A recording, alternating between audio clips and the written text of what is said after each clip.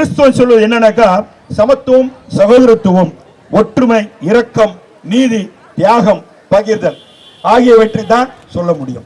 ஆக அந்த அளவிற்கு பாருங்க, மனிதர்கள் அனைவரும் சமம் என்பது சமத்துவம், யாரையும் வேற்றுமை பார்க்காது என்பது சகோதரத்துவம், அனைவரும் சேர்ந்து வாழ் என்பது ஒற்றுமை, ஏழைகள் மீது கருணை காட்டு என்பது இரக்கம், அநீதிக்கு எதிராக குரல் கொடு என்பது நீதி, மற்றவர்களுக்காக வாதாடு என்பது தியாகம், உன்னிடம் இருப்பதை இல்லாதவர்கள் குடி என்பது பகிர்வு.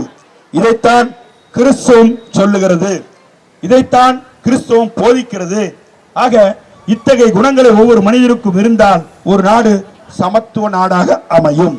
அத்தகைய நாட்டை இன்று மாண்புமிகு தமிழக முதல்வர் அவர்கள் தலைமையில் தமிழகம் சீரோடும் சிறப்போடும் ஒரு பொற்கால ஆட்சியை தந்து கொண்டு அந்த அடிப்படையில் சிறுபான்மையின மக்களுக்கெல்லாம் நன்மைகளை காத்து வருகின்றார். தந்தை பெரியார் சொன்னார், என்ன சொன்னார்? அவர் சொல்லும் போது, கிறிஸ்துவ மிஷினரி மட்டும் இந்தியாவுக்குள்ள வரலனாக்கா இந்தியா ஒரு சுடுகாடாக இருந்திருக்குன்னு சொல்றார், ஒரு சுடுகாடாக இருந்திருக்குன்னு சொல்றார். அதற்கு உதாரணத்தை காட்டும் போது அவர் சொல்றார், பென்னி குயிக் என்ற ஒரு கிறிஸ்துவ மிஷனை சேர்ந்த ஒரு ஆங்கிலேயர், அவர் இந்தியாவுக்கு ஒரு பொறியாளராக வந்தார். அவர் பொறியாளராக வந்தவர் என்ன பண்றாருனாக்கா, அவர் முல்லை பெரியார் டேம் பகுதியை எப்படி பார்வையிடுறார். அந்த முல்லை பெரியார் தண்ணி போற இடத்தை வெள்ள பாய்கின்ற இடத்தை பார்க்கிறார். பார்க்கின்ற போது அந்த இடத்தை தடுப்பு சுவர் கட்டி அணையை கட்டினால் அங்கு கிட்டத்தட்ட 2 லட்சம் ஏக்கர் பரப்பளவுக்கு நீர்ப்பாசனம் தேவைப்படும். அது மட்டும் இல்லாமல் பல ஆயிரம் மெகாவாட் மின்சாரத்தை தயாரிக்க முடியும்.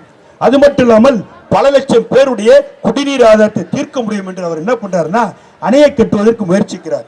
அவர் இந்தியன் இல்ல, அவர் தமிழன் இல்ல, அவர் யாரான்னா ஒரு பிரிட்டிஷ்காரர்.